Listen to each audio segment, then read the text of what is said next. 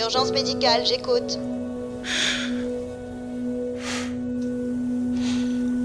Envoyez une ambulance. Je vous localise au 9212 West Third Street à Los Angeles. Oui, chambre 2. Quelle est l'urgence?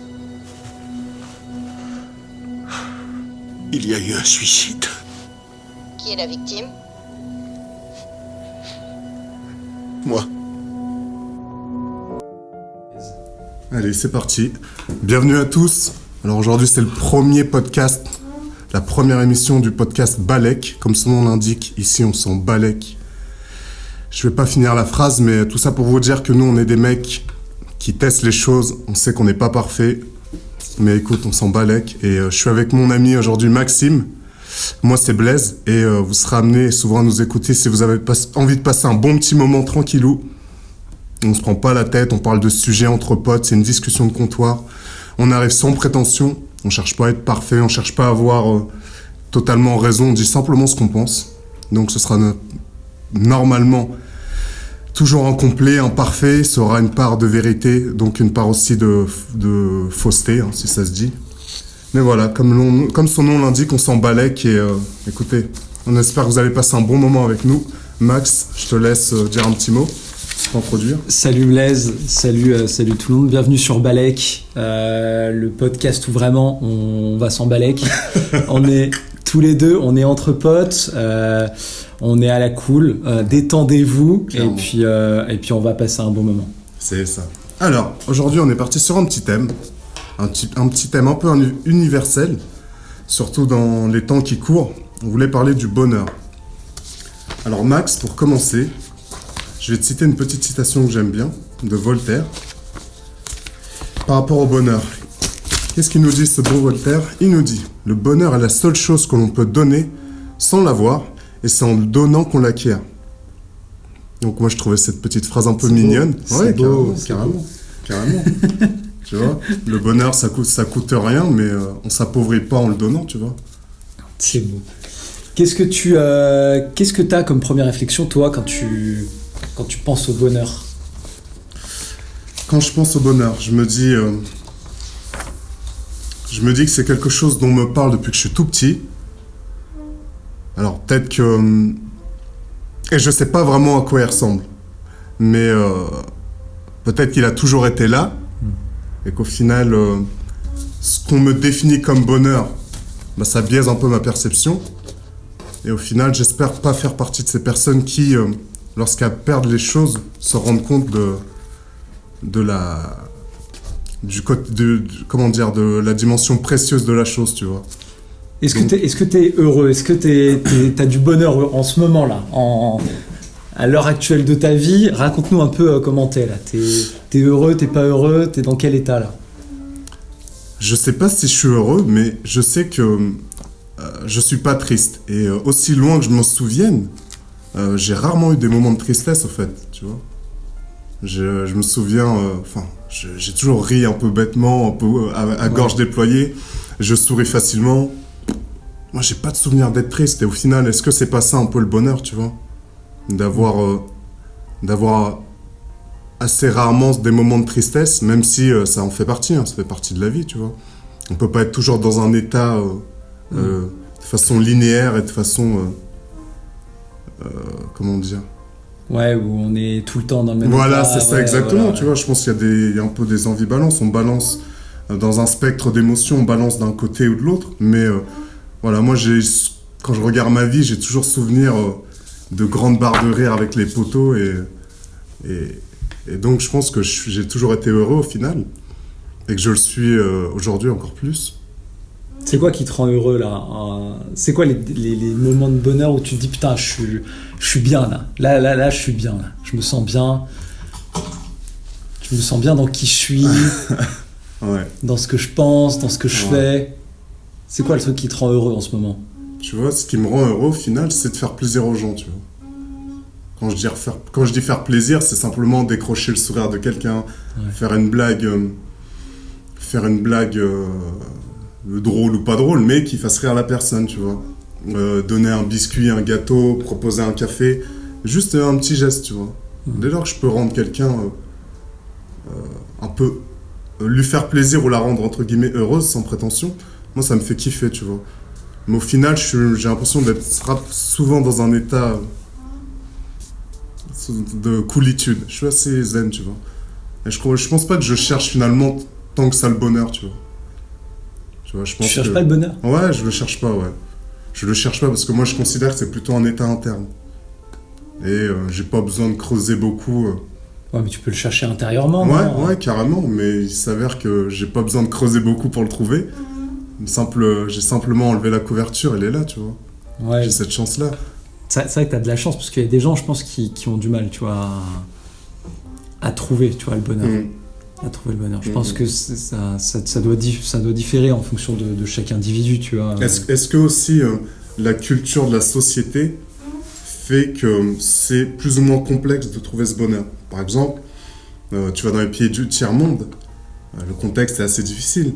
Les pays, je vais même pas appeler ça pays du tiers-monde, je vais appeler ça des pays un peu plus moins développés matériellement, comme l'Afrique, entre autres. Un continent comme l'Afrique, les gens, pour avoir été là-bas, j'ai jamais vu des gens aussi heureux que là-bas, tu vois. Ils sont plus heureux qu'en France? Bien sûr. C'est vrai? C'est un truc de fou. Là-bas, les gens, ils ont embrassé leur réalité, ils sont zen, tu vois. Peut-être ils ont moins d'attentes et donc automatiquement moins de déception, mais ils sont beaucoup dans l'acceptation au final des circonstances et ils acceptent leur sort ou c'est quoi que t'as vu? De ce que j'ai interprété, hein, c'est que les gens ils sont moins, bizarrement ils se plaignent beaucoup moins qu'ici, tu vois. C'est étonnant. C'est étonnant. Bizarre, ouais. Quand à quelques heures de vol tu vois des situations assez dramatiques en termes des fois sanitaires, tu vois. Des fois ça fait un peu froid dans le dos et malgré ça, je t'ai dit, j'ai vu des sourires là-bas, de l'enfant de 3 ans jusqu'à la mamie de 77 ans. Pourtant ils n'ont pas accès aux soins comme nous, tu vois. Nous ici, il y a beaucoup de choses qui sont gratuites, même si je sais que c'est indirectement gratuit de par les impôts qu'on paye, mais ouais, ici, beaucoup de gens se plaignent. C'est pour ça que je te dis, est-ce que des fois, ça dépend pas du contexte, de la société? Est-ce que c'est pas culturel chez nous de se plaindre à chaque fois? Par exemple, il faut savoir que la France est un des plus grands pays un des plus grands pays consommateurs d'antidépresseurs. Ça fait froid dans le dos. Sachant qu'on est un des pays dont les gens, ils nous envient notre système d'éducation, même s'il y a beaucoup de choses à redire dessus. On fera un podcast dessus d'ailleurs. Ouais. On va balancer sur l'école. Il y a beaucoup de rancœur envers l'école. Croyez-moi. Et ouais, voilà, tu vois. Donc je me dis que c'est étonnant qu'avec un tel système de confort, il y ait autant de mal-être chez les gens, tu vois. Et que les gens, au lieu d'aller chercher parfois la cause du malheur, ils vont simplement essayer d'atténuer le symptôme, tu vois. Ouais. Je juge pas, hein, je connais pas les gens. Je sais pas ce que les gens ont traversé, mais des fois, je pense que l'homme, il a besoin, pour se rendre compte de quelque chose, d'avoir un comparatif, un cadre de référence. Tu peux te rendre compte du côté délicieux du miel si t'as goûté un peu le caca, tu vois. Ouais, d'accord, ouais, je vois. Ouais. T'as toujours besoin de comparer les choses, tu vois. Et du coup, ça va dans le sens inverse, c'est-à-dire que du coup, nous, dans notre société, il y a beaucoup de... C'est une société du désir, tu vois. Donc, vu qu'on voit des gens qui réussissent de ouf, vu qu'on voit des gens qui s'affichent beaucoup, notamment sur les réseaux, est-ce que tu penses que c'est pas ça? Enfin, toi, en tout cas, moi, c'est mon avis, c'est que je pense que le fait qu'on nous montre tout le temps ce qu'on peut pas avoir et que d'autres ont, bah ça nous rend malheureux parce qu'on se dit que c'est ça le modèle de bonheur. Et que par exemple quand on voit des influenceurs qui gagnent 30 000 euros par mois, quand on voit... vas-y, change de chaise. Ah, ça c'est les aléas du direct, les copains. Change de chaise. Hop, c'est bon. Et quand on voit tous ces gens qui gagnent des sommes folles sans travailler en plus, sans trop travailler, et qui vivent des vies de ouf, où ils voyagent, où ils font du jet ski. Eh ben, c'est intéressant ce que tu dis, parce que là, récemment, je regardais sur RMC Sport, je crois, sur YouTube, il parlait de Paul Pogba, tu vois. Paul Pogba, tu regardes son Instagram, il danse, il est tout le temps... il vit la Dolce Vita, la belle vie. Grosse baraque, grosse voiture. Toute sa famille, ils ont l'air toujours bien joyeux. Et là, il s'avère qu'il a parlé récemment de dépression. Il a dit qu'à Manchester United, quand il est parti au club, il a fait une dépression, le mec. T'imagines-toi. Putain. Le mec, il est multimillionnaire. Il touche des millions depuis l'âge de 20 ans. C'était un candidat au Ballon d'Or il y a quelques années de ça. Il a gagné une Coupe du Monde. C'est un athlète plus ou moins accompli. À quel moment on se dit, à quel moment ce mec-là, il va être touché par la dépression? C'est ouf quand même, malgré tout ça. C'est chaud. Tu vois, je pense que ça peut toucher tout le monde. Tu vois. Exactement. Genre, en vrai... On va envier des gens via les réseaux sociaux qui vont nous montrer ce qu'ils veulent déjà. Mais derrière, les gens, une fois qu'ils ont éteint une fois qu'ils ont fini leur story, il y en a, ils vont s'enfermer dans leur chambre, tu vois. Tu fais des stories, toi? La blague. T'es sur les réseaux un peu ou pas? Ouais, je commence, mais mon contenu est absolument pas intéressant. Pourquoi pas intéressant? Mais finalement, je pense qu'il y a très peu de contenus qui sont intéressants, tu vois. On devrait plus se préoccuper de vivre que de montrer notre vie, tu vois. Ouais. Et moi, je considère que... Moi, sincèrement, je l'utilise à des fins professionnelles. C'est-à-dire que si on utilise notre compte, les réseaux sociaux pour proposer un service, une prestation de service ou du matériel, des choses utiles, c'est très intéressant, c'est un très bon levier. Mais ce côté un peu exhibitionniste, ce côté un peu ostentatoire, tu vois. Je montre ce que je fais, je montre ce que j'ai mangé, je montre que j'ai été à Starbucks. Je trouve ça un peu inutile, tu vois. Puis ça peut même faire sentir à d'autres personnes qui sont un peu plus faibles, elles vont se sentir un peu minables. Moi, j'ai pas cette vie-là. C'est vrai, hein. Bah ouais, non mais ouais, mais je pense que même physiquement, tu vois, ça doit créer des complexes. Ouais, bah oui, ouais, carrément. Toi, t'es sur les réseaux sociaux? Moi, je suis... Non, pas du tout. Je suis pas sur les réseaux... Enfin, j'ai un compte Facebook que j'ai... Moi, je l'ai eu tardivement. Hein. J'ai créé mon compte Facebook je crois en 2014. Donc, vraiment 2015 même, je crois. Donc, très tardivement. Et Instagram, je l'ai uniquement pour le professionnel. D'accord. Et sur Facebook, c'est quoi? Tu postes des trucs Je poste rien du tout. Ah ouais, merde. J'ai posté 2-3 photos. C'est un compte mort, quoi. Mais en vrai, je l'ai utilisé pour le professionnel. Quand j'ai voulu monter ma première boîte, fallait que j'ai un peu une Bien sûr. C'est ça, tu vois. Bah oui, c'est censé servir essentiellement qu'à ça, au final. Mais en vrai, c'est un outil, tu vois. Ouais. Les réseaux sociaux, c'est un outil, donc ça peut être utilisé. Enfin, c'est ma vision, hein. Je pense, tu vois, c'est un peu comme tout. Tu peux l'utiliser bien et tu peux l'utiliser mal. Il y a toujours deux côtés. Limite, c'est un peu... On peut l'utiliser versus... C'est les réseaux sociaux qui t'utilisent. Ouais. Et des fois, j'ai l'impression que c'est un peu ça. Des fois, les réseaux sociaux, ils utilisent On sait bien qu'aujourd'hui, ils ont des algorithmes. Ils travaillent avec des neuroscientifiques. Ils connaissent un peu les leviers de notre psychologie. Ouais. On sait qu'ils peuvent appuyer dans des boutons et nous faire avoir certaines réactions, de la frustration, de l'envie, de la tristesse, via des petites stories avec de la musique triste. Tu sais, ils jouent avec la couleur, ils savent jouer avec nous. C'est pour ça que je te dis, des fois, c'est eux qui nous utilisent. Et nous, on pense qu'on les utilise.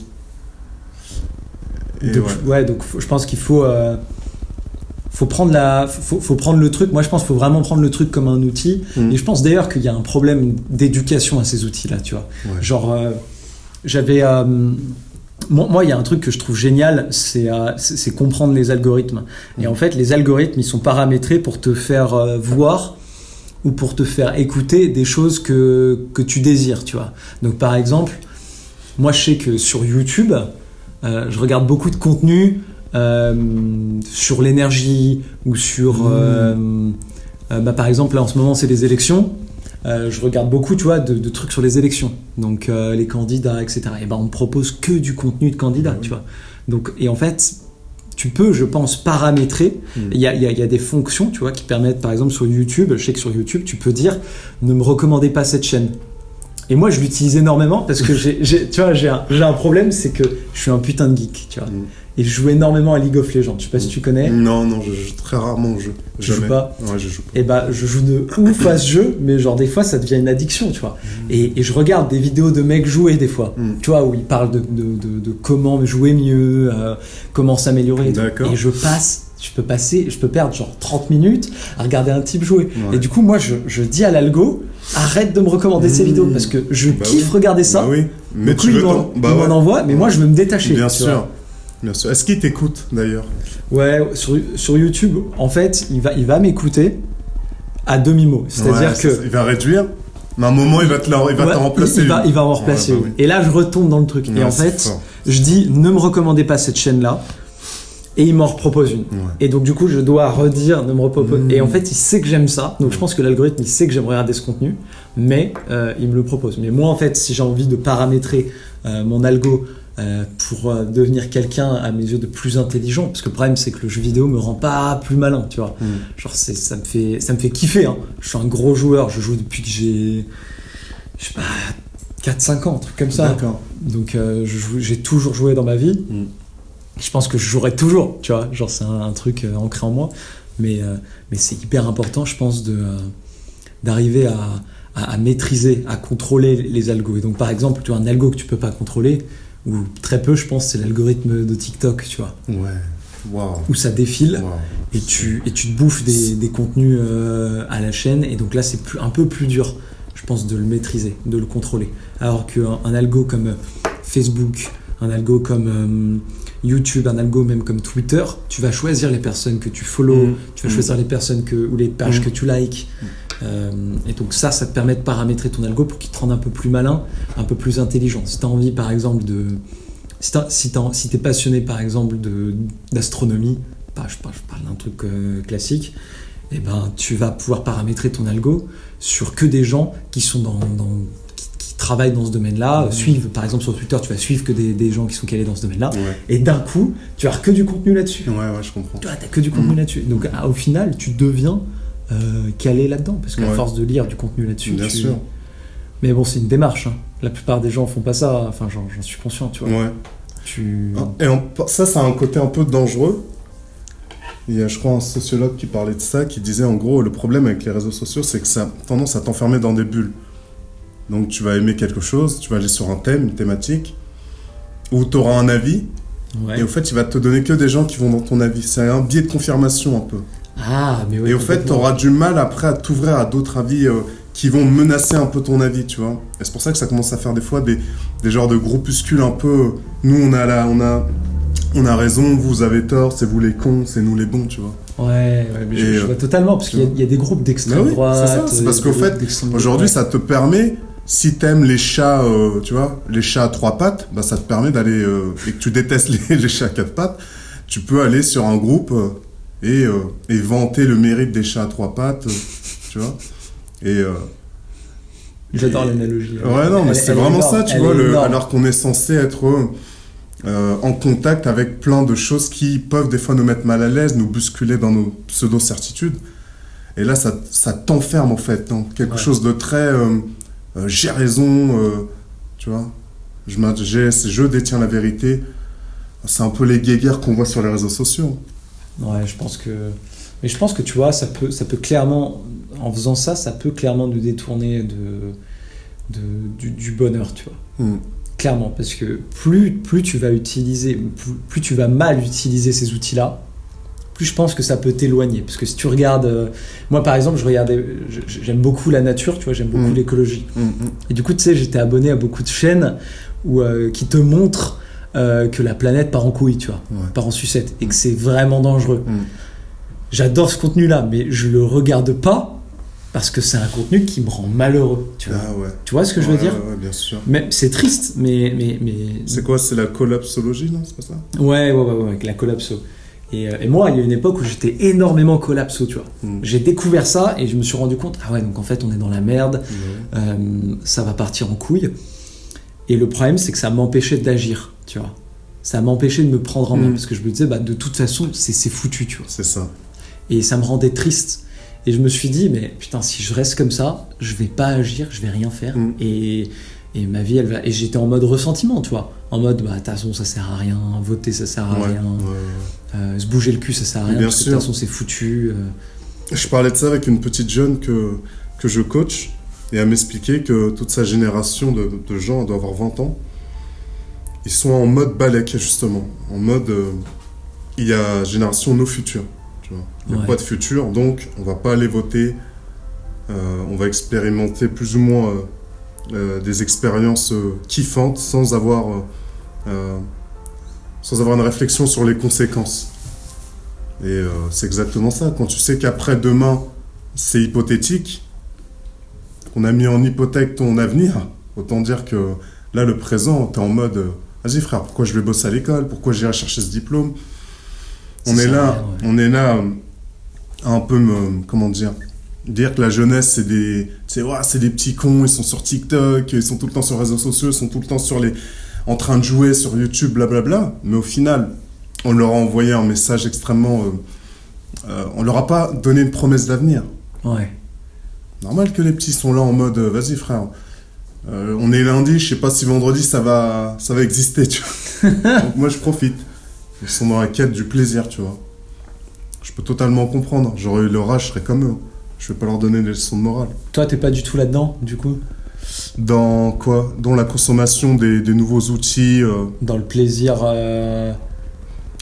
instantané, genre prendre ce que tu peux prendre, etc. T'as une vision long terme?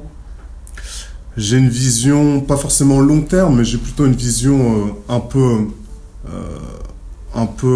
épicurienne, tu vois, dans le sens où j'essaie de prendre du plaisir, mais avec modération. Parce que je sais bien que la conséquence, si j'exagère, c'est que je vais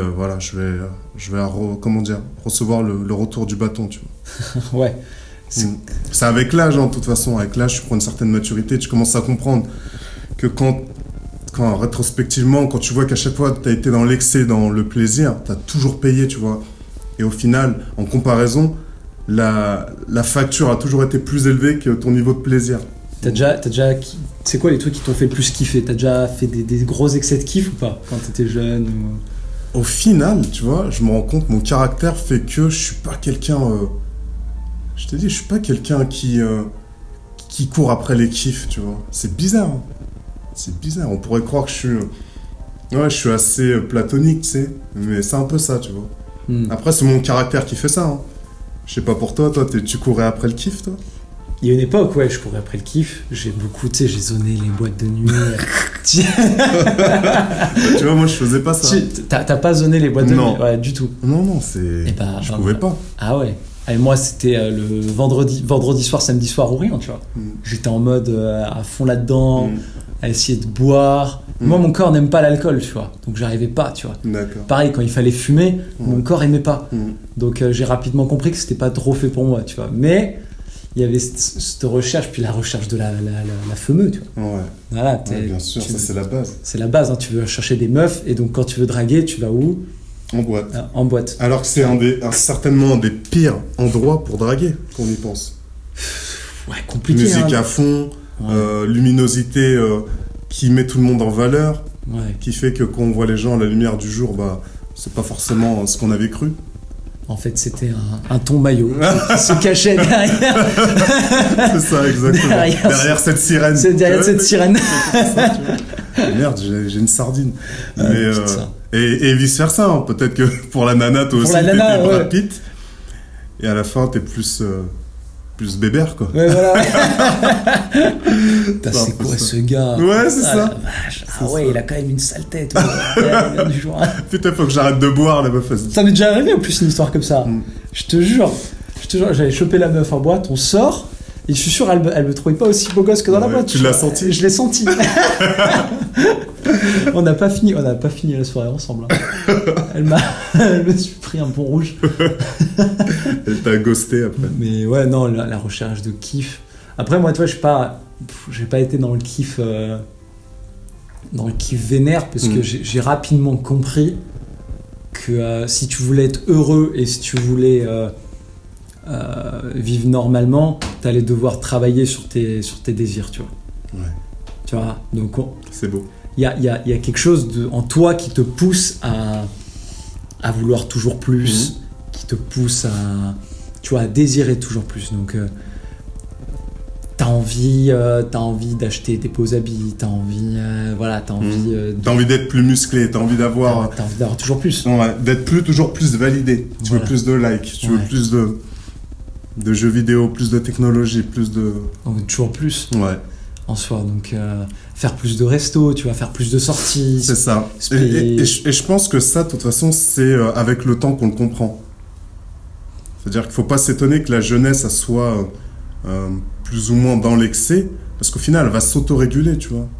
Elle va tirer ses leçons. T'as beau dire à un jeune, fais pas ci, parce que t'auras ça. C'est comme le petit qui tu touches pas à la prise, tu vois. Ouais.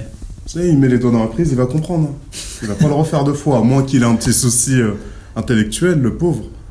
Mais sinon, c'est un peu ça avec la jeunesse. Laissons un peu les gens faire leur expérience. Et la leçon, elle est jamais autant imprégnée que quand tu la vis dans ta chair. Mais moi, je suis totalement d'accord avec toi. C'est-à-dire que il y a un truc qui m'avait fait marrer.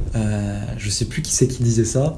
Mais en gros, ils avaient retrouvé des écrits de l'époque de Platon, tu vois, de Socrate, de la Grèce antique, où les vieux de l'époque disaient que la jeunesse était perdue. Dépravée, ouais. Voilà. T'imagines, le truc qui date de... C'est-à-dire qu'en fait, c'est un cercle vicieux. Mais oui. Tous les vieux, j'ai l'impression, font ça. Tu vois. On fait tous cette erreur-là. Comme nos anciens, nos prédécesseurs nous ont plus ou moins fustigés, un peu méprisés. Voilà. Ouais, nous... On était des vrais hommes, on faisait des enfants, on avait 17 ans. Ouais, voilà. Tu vois, on allait bosser, on avait 16. Tu vois, on a monté nos maisons tout seul avec nos mains. Vous êtes des feignants parce que, faut être honnête, nous on reste des adolescents un peu, tu vois. Un mélange d'adultes et d'adolescents, tu vois. Tu te sens comme ça ? Ou tu sens que t'es adulte là ? Comment te dire ? Je cherche pas forcément à être plus adulte que ça, tu vois. Moi, j'ai envie d'être un homme, tu vois. Après, j'ai ma définition. Mais par rapport à ça, on le voit aujourd'hui que, comme tu dis, les hommes aujourd'hui, ils ont tous un t-shirt Pokémon ou un t-shirt Dragon Ball Z.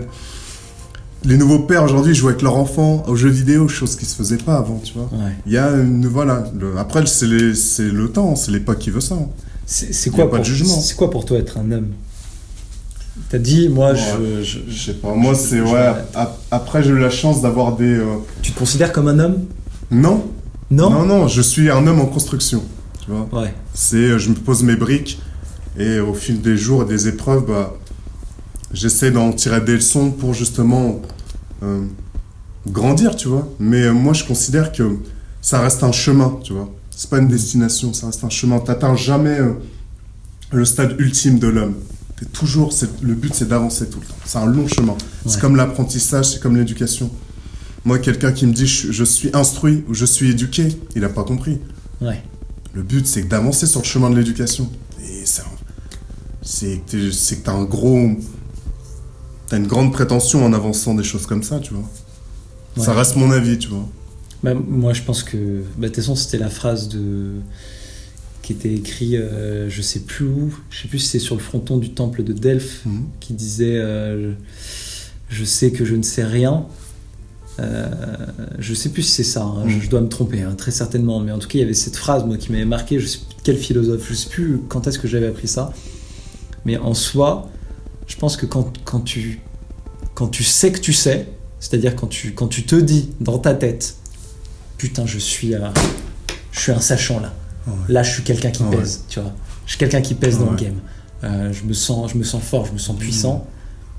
C'est là que t'as tort, tu vois. Ouais. C'est là que tu vas régresser parce que tu vas te reposer généralement sur tes acquis. Et tu vas arrêter d'apprendre en fait parce que t'as pas ce manque, cette frustration de te dire j'en sais pas assez, je ne suis pas assez, je n'ai pas assez. Voilà, donc tu t'arrêtes. Et j'ai un pote à moi. C'est assez incroyable. Je vais te raconter son histoire, elle est drôle. Un pote à moi, quand il était petit, ses parents, ils étaient, je crois, diplomates, tu vois, ils travaillaient à l'ONU et tout, machin. Il a vécu dans plusieurs pays, il parlait plusieurs langues, et il avait un QI exceptionnel, tu vois. Il était très intelligent. Et donc, il réussit super bien dans ses études.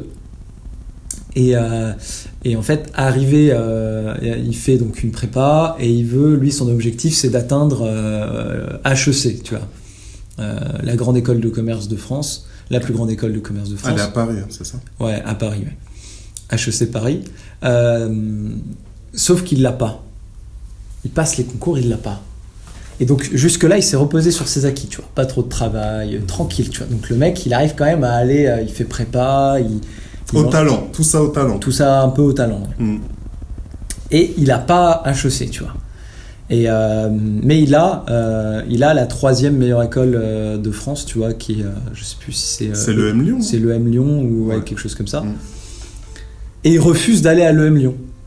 Par ego, tu vois, parce qu'il veut aller à HEC Paris. Et il se dit, bah allez, je prends un an et j'étudie de mon côté. Et franchement, si je m'y mets un tout petit peu, je chope à HEC Paris tranquille, tu vois. Il le fait, sauf qu'il taffe pas. Parce qu'il n'est pas dans un cadre, parce qu'il il a perdu son cadre. Et parce qu'il n'a pas la discipline aussi. Il n'a pas la discipline, parce qu'il l'a jamais apprise, tu vois, la discipline. Ouais. Tu vois. Et devine quoi ?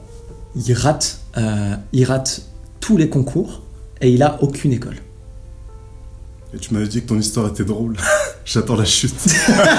J'attends la chute. Là. Et ben, ce qui est drôle, c'est que du coup, il a fini. Je crois que livreur Uber, non? Ouais, téléconseiller pour Apple. Je te jure. Alors que c'est un mec très intelligent. Et la dernière fois que j'ai eu des nouvelles de lui, il était téléconseiller chez Apple alors qu'il était destiné à une grande carrière. Ouais. Mais son ego l'a bloqué. C'est fort ce que tu dis. Tu vois, son ego l'a bloqué. Et donc, ce qui est drôle, c'est que des fois, t'es tellement sûr de toi que tu manges le bitume, tu vois, violemment. Et qu'il faut apprendre, tu vois, de ça. Et si tu transformes cet échec en leçon, ça peut vraiment être productif, tu vois, parce que tu peux vraiment rebondir, et ça se trouve, il va rebondir de ouf, tu vois. Ça fait longtemps que je peux aider des nouvelles de lui. Petit aparté, il n'y a aucune honte à être téléconseiller Apple. Ouais, voilà. Dès lors qu'on veut l'être et qu'on ne subit pas ce travail, c'est une bonne chose aussi. Ouais, il n'y a pas de sous-métier, on est d'accord. Non, il n'y a pas de sous-métier. Mais je me souviens que pour lui...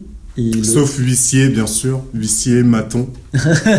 Les gens qui posent des PV sur les voitures, là, c'est vraiment de la merde. Franchement, c'est vrai. Comment on peut faire ce genre de taf? Voilà, c'était le petit... Je referme la parenthèse. C'est de la merde, faut le dire. On s'en balèque. On s'en balèque. De toute façon, on s'en balèque. Mais tu vois, genre, c'est un truc qui m'a... Moi, tu vois, par exemple, téléconseiller, c'est un taf, je crois, du mal à le faire, tu vois. Honnêtement, et j'ai fait des tafs durs, mais par contre je préférais faire téléconseiller que les tafs que j'ai fait. Je me souviens que quand j'étais je sais pas si ça se dit, mais homme de ménage, tu vois, je faisais les appartes, tu sais, les immeubles, donc tu nettoies dans les halls, tu sors les poubelles et tout. Et j'étais dans une cité à Villefranche là. C'est des tafs, t'as vraiment pas envie d'y rester, tu vois, tu le fais pas avec le cœur, hein. Honnêtement, moi je le faisais parce que j'étais vraiment tu sais, quand t'as pas de diplôme comme moi, c'est la galère, hein, des fois, hein. C'est dur, hein, c'est difficile, hein, la vie c'est pas simple, donc tu le fais, mais à contre-cœur. Donc c'est vrai que je plains les gens qui font ça. Téléconseiller, c'est un métier qui est... T'imagines, t'es toute la journée au téléphone. À embêter des gens. Tu te prends des portes à H24. C'est des métiers qui sont durs, hein. C'est des métiers qui sont compliqués. Mais bon, lui, il avait pas... Ouais, dans sa tête, il voulait surtout pas faire ça, tu vois. Surtout pas. Il se destinait, enfin, dans sa tête, il était destiné à être, il se disait que je vais être un grand chef d'entreprise, je vais être un grand manager, voilà. Mais la vie, des fois, ça te met des leçons. Elle donne des leçons vénères, tu vois. Et moi, j'en ai eu 2-3 aussi, tu vois. Normal, hein, Moi, je me suis reposé sur mes acquis aussi, parce que j'étais bon quand j'étais jeune, et puis au final, j'ai vite perdu le fil et j'avais pas la discipline. Et moi, je pense que c'est une des raisons de pourquoi j'ai raté mes études, tu vois. Parce que, pas assez de discipline. Et... Après, on fera un podcast sur aussi la façon d'enseigner, mais je pense que l'école a ses torts aussi. Certes, on a nos torts, mais avoir un système unique d'apprentissage, alors qu'il y a plusieurs canaux, alors qu'on a tous une façon plus ou moins différente d'intégrer l'information. Et eux, ils ont voulu standardiser ça. Ça a mis beaucoup de monde sur le côté. On en avait parlé une fois. C'est vrai qu'on en avait parlé. Donc, Mais on fera un podcast. Ouais, vous êtes pas prêts, les mecs. Vous êtes pas prêts. Faut qu'on dégomme l'école. Ah ouais. Là, il y a trop. J'ai rien contre les profs, c'est vraiment le système. Ouais. C'est pas les gens qu'on critique, c'est vraiment le système. Mais ouais, non, mais en tout cas, je pense que tu vois, le bonheur, c'est aussi la vision que tu as de toi-même et la vraie version que tu es dans la vie, en fait. Tu vois. Ouais. Genre, des fois, tu peux avoir une dissonance entre ce que tu penses de toi et comment tu agis dans la vie et ce que tu fais, tu vois. Et c'est comme quand tu trompes ta copine, tu trompes ta meuf, toi, dans ta tête, tu t'es toujours dit que t'allais être un mec bien, et puis tout d'un coup il y a une go incroyable qui arrive et qui vient te draguer, et là tu trompes ta meuf, et après tu dois rentrer chez toi, et là à ce moment-là il y a une dissonance qui se fait, parce que t'entres en contradiction avec la vision que t'avais de toi-même. Ouais, je comprends. Ouais. Et ça, je pense que ça peut rendre très malheureux, tu vois, et que une partie du bonheur, en tout cas, enfin je pense, elle est dans comment j'agis avec la façon dont je me vois et dont je me perçois, tu vois. Si je me perçois comme toi, par exemple, t'as dit j'ai envie d'être un homme, tu vois. Donc tu vas agir en tant que tel, tu vas faire suivre tes actes en tant qu'homme. Tu vas pas faire des trucs qui te paraissent antagonistes à cette vision. Et ben je pense que si tu faisais une action qui était à l'opposé de ça, peut-être que ça te rendrait pas heureux, tu vois. Bah c'est sûr, ça me rendrait pas heureux, c'est sûr. Donc je pense qu'il faut adapter. Ça te tourmenterait. Ouais, ça te tourmenterait. Il faut adapter ta vision que tu as de toi-même avec tes actes. Faut les mettre en parallèle, tu vois. Et je pense que même si tu n'obtiens pas ce que tu veux, par exemple, j'ai une vision de moi-même qui est que je veux être quelqu'un d'important, quelqu'un de célèbre, quelqu'un de riche, et que j'y arrive pas, au moins, à la limite, quand tu le fais, t'as peut-être la satisfaction, tu vois. Enfin, en tout cas, moi, c'est comme ça que je le vis, tu vois. La satisfaction d'agir, en tout cas, dans cette vision-là. Ouais, et donc ça, dans cette direction. Dans cette direction, donc ça te rend... Enfin, en tout cas, moi, ça me rend heureux. Ouais, ça te comble. Ça me comble, tu vois. Tu vois, j'avais lu un petit bouquin, ça s'appelle Le Bug Humain, de Sébastien Boiler. C'est un neuroscientifique, un Français, et il expliquait aussi par rapport au bonheur, il disait au fait, le bonheur, tu sécrètes de la sérotonine ou de la dopamine quand l'événement, il dépasse les attentes. Ah, ok. C'est intéressant. C'est intéressant, ouais. Il disait au fait, plus tu as des attentes élevées, bah, ça va augmenter le risque, les chances que l'événement soit en dessous de ces attentes. Et dès lors que les attentes sont supérieures à l'événement, au fait, ça te crée de la frustration. C'est pas un truc de fou. Et il faut que pour sécréter de la sérotonine ou de la dopamine, il faut que l'événement soit supérieur à tes attentes. Alors, un des secrets, je pense, une des stratégies, c'est finalement d'avoir peu d'attentes, au final. C'est vrai, si tu baisses le curseur des attentes assez bas, en disant, moi, je fais les choses, j'attends rien. Je les fais, je vais essayer de kiffer, d'aimer ce que je fais et de faire ce que j'aime. Et ben, au final, il y a de grandes chances que j'en ressors heureux de ça, tu vois. Ouais, en fait, j'aime bien ce que tu dis parce que c'est une stratégie que j'avais, moi, dans mon parcours, tu vois, d'entrepreneur, c'est de me dire, je me mets des tout petits objectifs, tu vois, mais vraiment des petits trucs. Et avant, je me mettais des grands trucs, tu vois. Je me disais, vas-y, je veux créer une méga application, machin. Et à chaque fois, j'étais frustré, tu vois. Et je me disais, vas-y, je vais essayer de créer un petit truc et voir si ça marche, tu vois. Ouais. Et en vrai, ce que tu dis, tu vois, baisser le curseur, je pense que c'est hyper important, tu vois. Ouais. Mais ça veut pas dire baisser le curseur de la charge de travail. C'est-à-dire, je travaille comme un forcené, comme un bœuf, mais en termes d'attente de résultats, je n'ai pas d'attente. L'attente est basse. C'est-à-dire, moi, je me concentre sur ce que je peux, sur la chose sur laquelle j'ai de l'influence, c'est-à-dire moi-même. J'envoie du lourd, j'agis, je fais mes feedbacks, je rectifie, je continue jusqu'à que j'arrive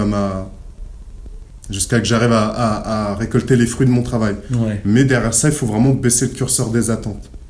Ouais, je pense que c'est bien, ouais, c'est bien. D'ailleurs, il y a un truc sur lequel je voulais rebondir là sur ce que tu as dit, c'est le fait le fait d'attendre des choses, tu vois. C'est marrant parce qu'on a toujours ce délire d'attendre, tu vois. On se dit que ça va tomber, tu vois.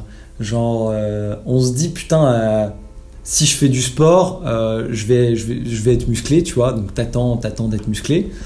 Mais ce qui est marrant, c'est que moi, je l'ai fait. Et quand j'étais musclé, je me suis même pas rendu compte que je l'étais, tu vois. Je me suis même pas rendu compte. Et pourquoi ? Parce que tu attendais, t'avais une exigence de... Enfin, dans ta tête, t'avais une représentation de l'homme musclé. Ouais. Qui était peut-être biaisée par les réseaux sociaux, certainement, un truc comme ça. Peut-être, honnêtement. Ou un copain qui est super balèze et tu t'es dit, ça, c'est être musclé. Ouais. Toi, t'étais, on va dire, en dessous. Ouais. Dans ta tête, t'étais pas musclé encore. Ouais, j'étais pas musclé. Et c'est en voyant des photos, ou quand j'ai perdu mes muscles, que je me suis dit, ah putain, mais en fait, j'étais musclé. Mais je le savais même pas, tu vois, à l'époque. Je le savais même pas, quoi. C'est ouf. Donc c'est compliqué, hein, franchement. Franchement, c'est vraiment compliqué. Et je pense que... Moi, ça m'a fait penser à un truc, c'est marrant, mais hier, avec ma meuf, on a regardé Mario au premier regard. Tu connais cette émission ou pas ? J'imagine, comme son nom l'indique, les gens ils se regardent et ils choisissent s'ils se marient, c'est ça, un truc comme ça. En gros, non, c'est pas trop ça. En gros, ils font des études. Apparemment, il y a une étude scientifique, ma meuf m'a raconté. Et tu vas sentir des trucs, tu vas sentir des odeurs. Par exemple, tu vois, la meuf, elle va porter un t-shirt et tu vas sentir son odeur corporelle. Et en fonction de tes critères, de ce que t'aimes, de ce que t'aimes pas, ils vont te trouver une meuf en fait avec qui t'es compatible, tu vois. Et après, donc quand tu t'embarques dans ce truc, le but c'est que tu te maries, mais tu connais pas la personne. Donc il attend devant le prêtre ou l'imam. Exactement, et il y a la meuf qui arrive. Wow. Et là, ils doivent se marier. Tu vois bonjour le stress. Wow. Donc, ils sont joueurs les mecs. Ouais, faut être joueur. Et il y avait un type, tu vois, c'était marrant, un gosse beau, tu vois. Vraiment un beau gosse, tu vois, 37 ans. Et le mec est solo, tu vois. Et il disait, j'ai eu trop d'attentes, tu vois. J'ai eu trop d'attentes et maintenant, le dimanche soir, j'ai le seum parce que je suis tout seul et j'ai refusé des nanas avec qui j'étais bien, mais vu qu'elles cochaient pas tous mes critères, je les ai nextées, tu vois. Et il disait, maintenant, je me retrouve comme un con le dimanche soir. Ouais. Et je pense qu'il y a, tu vois, on nous pousse à avoir ces attentes-là, alors que franchement, tu vois, le bonheur, si tu arrives à travailler dessus, tu vois, travailler sur tes désirs, et que tu te rends compte qu'avec cette meuf, elle a peut-être pas des énormes seins, elle a peut-être pas le cul de tes rêves, elle est peut-être pas aussi attendrissante, ou je sais pas trop quoi, tu vois. Mais si tu arrives à te rendre compte que cette meuf t'apporte quand même du bonheur, tu vois, et qu'elle te satisfait sur une majorité de points, tu arrives à te rendre compte que cette personne, elle est bien pour toi. Ouais. Et lui, il s'en est pas rendu compte, et tu vois, il s'est retrouvé solo. Et du coup, il fait cette émission, tu vois. Alors que le mec était beau gosse, hein. Il aurait pu choper n'importe quelle meuf. Hein. Franchement, donc c'est le truc de l'attente, c'est hyper intéressant en tout cas. Baisser les attentes, je pense que ça peut être pas mal. Ça peut être pas mal pour en tout cas atteindre une forme de bonheur. Ouais. Je suis d'accord, et je pense qu'aujourd'hui même, je crois que j'avais entendu une stat qui disait qu'en gros, les Parisiens, il y avait beaucoup. Après, je pense qu'on peut l'élargir à la France. Il y a beaucoup de célibataires. Ah ouais ? Ouais. Malgré qu'il y ait beaucoup de réseaux sociaux, Tinder, tout ça, mythique, qui cartonnent. Les gens, ils se consomment. Les gens font l'amour ensemble, ils font même pas l'amour. Ils font du sexe. Ouais. Mais les gens, ils n'arrivent pas à rester ensemble, ils n'arrivent pas à s'aimer, tu vois. Tu penses que ça vient de notre société ? Ça vient, justement, c'est pour continuer et corroborer un peu ce qu'on disait tout à l'heure, c'est peut-être que les gens, ils ont des attentes trop grandes, tu vois. Certainement, parce qu'on nous montre aussi, faut pas croire, hein, toutes nos attentes, croyances sont beaucoup édifiées aussi par ce qu'on nous met depuis qu'on est petit, par certainement les écrans. Les écrans, c'est quand même les choses sur lesquelles on passe le plus de temps. Faut pas croire que c'est anodin de voir autant de pubs. Voir des nanas d'un certain gabarit, voir des mecs d'un certain gabarit avec certains signes de virilité. Je mets les guillemets, vous pouvez pas le voir, mais j'ai mis les guillemets. Et au final, les gens, ils pensent que c'est leur propre pensée, leur propre goût. Mais tout ça, ça a été plus ou moins drivé, tu vois, par la société. C'est elle qui nous dit ce qui est cool. Aujourd'hui, mon homme, la nana va dire, mon homme, faut qu'il soit grand, musclé. Qui gagne de l'oseille. Bah ouais, qui gagne un minimum d'oseille, qu'on puisse aller tous les 6 mois en vacances, tu vois. On s'imagine pas que quelqu'un peut avoir des soucis de santé, c'est compliqué quand c'est ça. Ou avoir une situation financière un peu bancale, tu vois. C'est vrai que ça peut... Et vice-versa pour les hommes, hein. Des fois, nous aussi, il faut que la femme qu'elle soit entre guillemets bonne, qu'elle soit une bonne mère, tu vois, qu'elle fasse fantasmer tous mes potes, que tu vois, c'est terrible hein, de voir le rapport qu'on a homme-femme, il est sérieusement biaisé. Hein. Et je pense que Hollywood nous a fait du mal. Hollywood, les clips de musique, tout ça. C'est vrai que ça nous donne peut-être des modèles qui sont pas... Bien sûr, c'est pas très sain, c'est pas très reproductible et transférable dans la vie réelle, tu vois. Je pense que le modèle, surtout le modèle d'aujourd'hui avec les influenceurs qui n'ont pas de talent, alors qu'avant, pour être connu, fallait avoir un petit talent, tu vois. Fallait être... sauf pour les mannequins, où là, fallait quand même juste être physiquement beau. Mais sinon, tous les artistes, fallait être minimum bon dans ce qu'on faisait, fallait faire du rap, fallait faire de la chanson, fallait être comédien, fallait faire du... Fallait faire. Fallait pas être. Voilà. Et je pense que c'est un des trucs qui a grave changé dans notre société, tu vois. Maintenant, tu peux être riche en faisant n'importe quoi. En faisant n'importe quoi. Et surtout, plus t'es vulgaire, plus t'es trash. Ouais. De toute façon, tout est une question de qui cristallise l'attention. Les buzz, c'est ça les buzz. C'est un moment, on va faire un gros zoom sur un événement. Quelqu'un a dit ou fait quelque chose. Si tu fais quelque chose de, entre guillemets, bien, entre guillemets, quand je dis bien, c'est moralement, universellement, on sait qu'il y a des choses qui sont bien, tu vois. Et relever une mémé qui tombe, tout le monde sait que c'est bien, tu vois. Même un zététicien, il va pas venir te dire « Ouais, qui te dit que ?» tu vois. Je reviens à ce que je disais. Aujourd'hui, donc, pour attirer l'attention, tu es obligé de faire quelque chose de trash. Généralement, tu vas manquer de pudeur, tu vas être très vulgaire, c'est-à-dire oralement dire des gros mots, ou tu vas aller à l'encontre de la morale.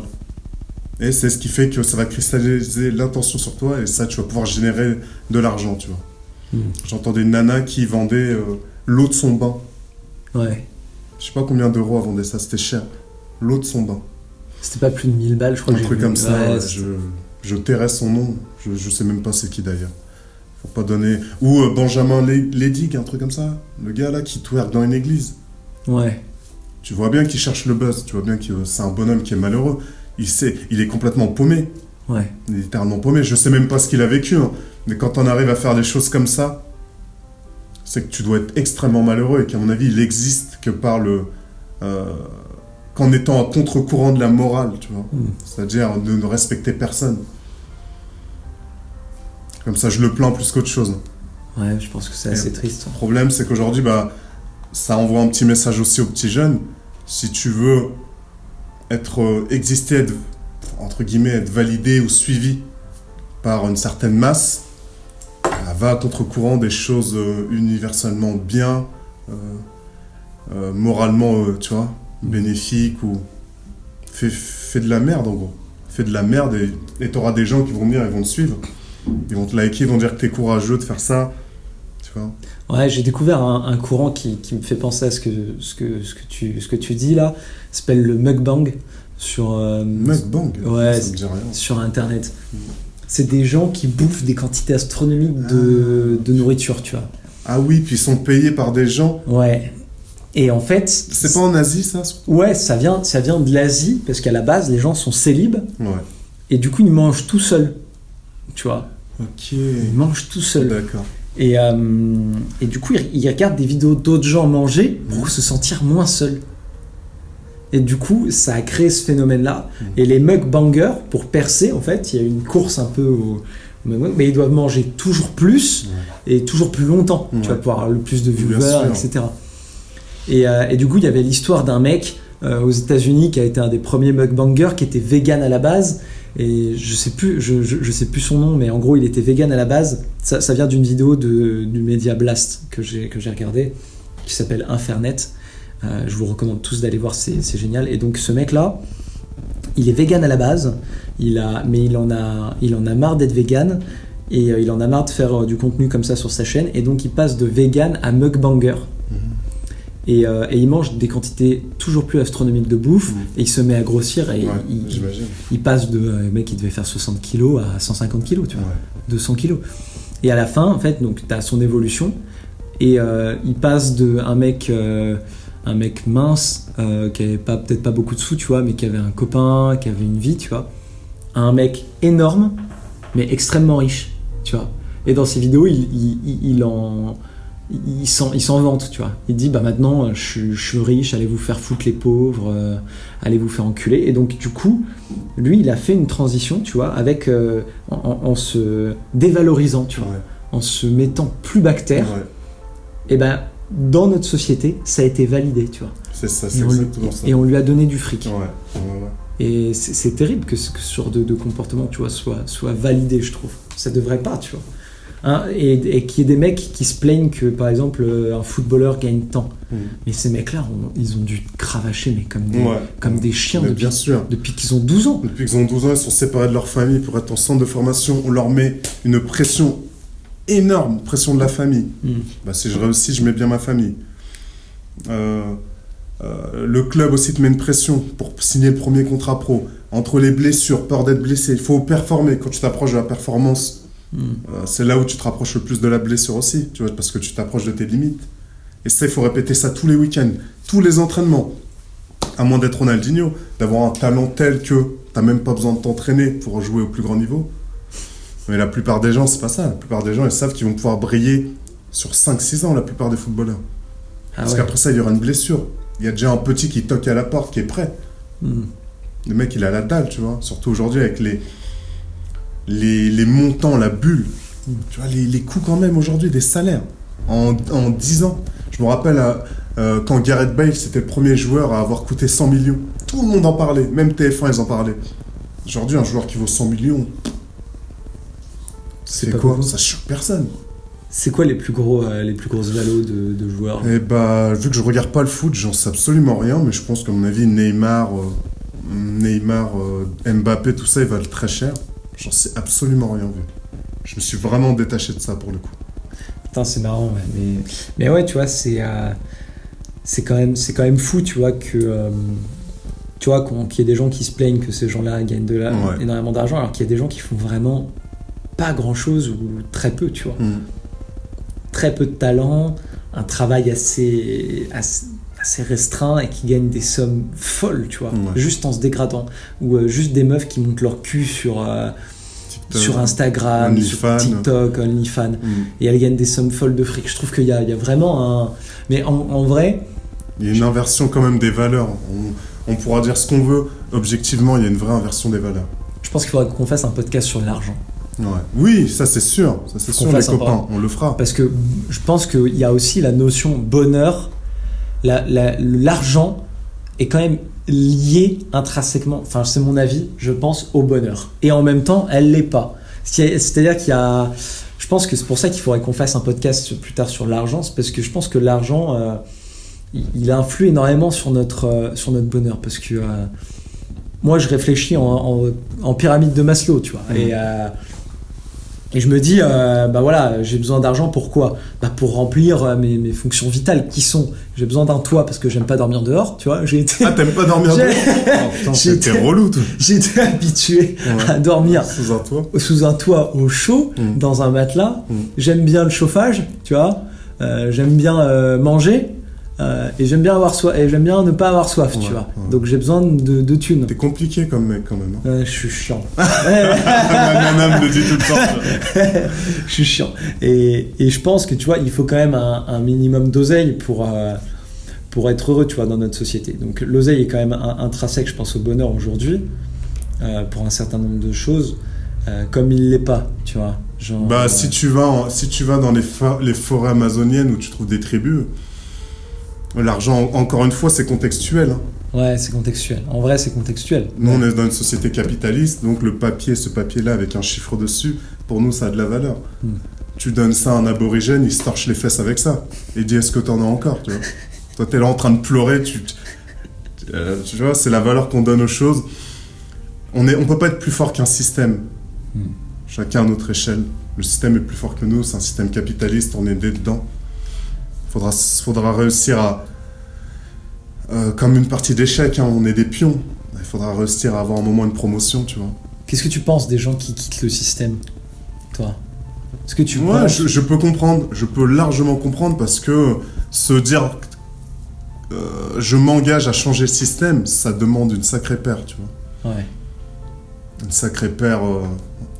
S'en éloigner aussi en soi. Oui, au fait, voilà. En vrai. Donc c'est une forme de courage aussi. Ouais. Et de toute façon, moi je considère quand les gens ils font les choses et qu'ils sont alignés avec leurs croyances, je trouve ça toujours respectable en tout cas.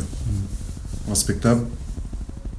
Et je peux comprendre qu'il y a beaucoup de gens qui veulent quitter ce système parce qu'à part le confort de ce système, il n'y a plus grand chose là. Hein. Il n'y a plus grand chose. Hein. Les gens. Enfin, la liberté recule. Je te dis, à part les soins, par le fait qu'on puisse aller chez le médecin, qu'on puisse avoir des fruits, des fraises tout au long de l'année, ça comble pas l'existence des gens en fait. Les gens, ils ressentent toujours ce vide. Tu penses que la liberté, c'est une des clés pour le bonheur, d'être libre?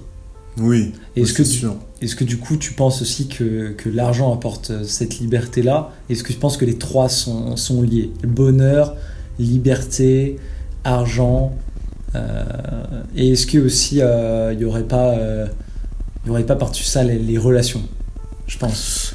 Alors, je vais essayer de te répondre dans l'ordre. C'est un peu compliqué, Ouais, désolé, ouais, c'est une chaud. grosse question. Grosse question. Alors, pour l'argent, moi je pense que l'argent, dès lors que l'argent il te possède pas et que c'est toi qui le possèdes, quand il est dans ta main et pas dans ton cœur, ça va aller. L'argent c'est un bon esclave mais un mauvais maître. Un bon serviteur, c'est pas moi, c'est un philosophe, c'est un bon serviteur mais un mauvais maître. Si c'est l'argent qui te guide, tu vas droit dans le mur, tu vas droit vers la souffrance, la frustration, l'aigreur, la rancune, la rancœur. Mais si tu le vois simplement comme un outil qui peut faire du bien aux gens, qui te permet, tu vois, par exemple, qui te permet de financer plein de projets, tu peux pas être dans plusieurs projets, toi, tu peux pas être omniprésent. Tu peux pas Par contre, ton argent, c'est ça, tu peux l'envoyer dans plein de projets, tu vois. Donc c'est vraiment utile, c'est un bon levier. Ça, de toute façon, l'argent, ça permet simplement d'amplifier les choses. Hein. Tu vois, c'est tout, c'est un amplificateur et un révélateur, tu vois. Et du coup, c'est lié à la liberté quand même. Parce que plus t'as d'argent, plus t'as de liberté. Plus t'as la liberté de faire des choses. Bah, tu vois, il y a des gens, ils sont extrêmement riches et ils sont pas libres. Et il y a des gens, c'est des clodos. Et le mec, il est libre, tu vois. Dis-moi, mec, je suis libre. J'ai rien, j'ai froid, je dors dehors. Mais je suis libre. Ça, il faut m'expliquer. Mais ça voudrait pas dire que la liberté, c'est plus un état d'esprit. Bah, peut-être, mais tu vois, par exemple, le clodo, il est libre. Mais il fait la manche. Voilà, il est libre de dormir dehors, mais le riche est libre aussi de dormir dehors. Sauf qu'il, par contre, le clodo n'est pas libre d'aller dormir dans un 5 étoiles, dans un palace. Tu vois. Je suis entièrement d'accord. Sa liberté est quand même réduite par rapport à un mec riche. Carrément. Mais la liberté, c'est un cheminement, tu vois. C'est comme l'éducation, c'est comme la force, c'est comme l'instruction. Ouais. C'est comme le bonheur, pour moi, c'est un cheminement, tu vois. Ouais, parce que à la limite, le mec riche, il va peut-être avoir peur de perdre sa baraque, qu'elle parte en feu, ou qu'il se fasse voler sa voiture, ou qu'il se fasse cambrioler, parce que du coup, il a tellement de choses que... Et aussi bien, on sait qu'il va... Il a peur de l'inflation aussi. Ouais, tu vois, il a peur de tout. Il a peur. Puis on va pas se mentir, la richesse, ça anesthésie un peu le cœur. Hein. Ouais, je pense, ouais. D'ailleurs, ils avaient fait une étude aux États-Unis, ils sont forts les Américains. Ils ont fait une étude où ils avaient mis des eye trackers sur des lunettes au fait qui traquent où tu vas porter attention. Donc tu les portes et ils voient combien de secondes tu restes sur un objet ou sur quelqu'un. Et ils se sont rendu compte qu'en marchant dans la rue, ils avaient donné ça à un groupe de gens issus d'un milieu modeste et un groupe de gens aisés. Et il s'avère que les gens aisés, ils fixaient très peu leur intention sur les gens, en fait, plus sur les choses. D'accord, ouais. Ok. C'est ouf. Contrairement en comparaison aux gens qui venaient d'un milieu modeste, qui avaient tendance à regarder les visages des gens et tout. Putain, c'est fou ça. C'est dingue. Hein. Ouais. Par rapport à ça aussi, il y avait une expérience. Ils avaient fait un sondage et ils disaient à partir de combien de revenus par mois vous allez être heureux. À partir de combien par mois, si on vous donne, quelle somme on doit vous donner pour que vous soyez heureux. Et apparemment, on pensait tous que ce serait, ouais, bah donne-moi 10 millions d'euros par mois, je serais heureux. Les gens, la moyenne, elle se fait entre 3 000 et 8 000 euros. Ah ouais, putain. C'est ouf, hein. Et ils disent qu'au-delà de ça, les jeunes ne ressentent plus, ils ressentent plus vraiment le bienfait de la richesse. D'accord. Nous, on croit qu'Mbappé, il est beaucoup plus heureux que nous. Non, Mbappé, il est heureux parce qu'il joue au foot, simplement parce qu'il fait ce qu'il aime. Une fois que t'as comblé tes besoins, mec, t'as besoin de rien. T'as besoin de rien. Comme tu dis, t'as un toit, tu manges, t'es en sécurité, tes gens autour de toi sont en sécurité. Il est pas là à regarder son compte en banque, il est pas... Il se dit pas, je vais toucher combien dans... Non, ils s'en foutent. Et on devrait tous avoir nos besoins comblés, au fait, dans une société aussi civilisée que la nôtre. Soi-disant civilisée. Nos besoins de base, ouais. Mais oui. C'est pas normal que des gens, ils possèdent pas leur maison, qu'ils sont obligés de payer des crédits sur je sais pas combien d'années. C'est absolument pas normal. Putain, moi, Ouais. je pense qu'on va devoir faire une partie 2. Ouais, je te jure, il y a trop de choses à dire. On va faire une partie 2 Ouais. sur le bonheur. Je pense qu'on se revoit semaine prochaine dans Eh Balek. bah, cool, on fait ça. On fait ça? Allez. Bon, Et bah, c'était un plaisir en tout cas. Et vas-y, on remet ça la semaine pro. Et... vas-y, semaine pro. Hein. Merci de nous avoir écoutés. J'espère que vous avez passé un bon moment. Nous, en tout cas, on a kiffé. Comme je vous ai dit, hein, ça ne reste que notre perception des choses, notre interprétation des choses. C'est sûrement incomplet parce que c'est un prisme subjectif. Ah, complètement. Donc écoutez ça de manière détendue. Essayez pas d'analyser forcément plus que ça. Hein. Et prenez pas tout ce qu'on dit pour des vérités, quoi. Voilà. Et ne prenez pas Ouais. personnellement tout ce qu'on dit. On connaît pas les gens personnellement, donc faut pas le prendre personnellement. Voilà. Ok. Sur ces belles paroles, passez une bonne semaine et on se dit à la semaine prochaine. À la semaine prochaine, Blaise. Salut Max. Franchement, j'ai juste kiffé.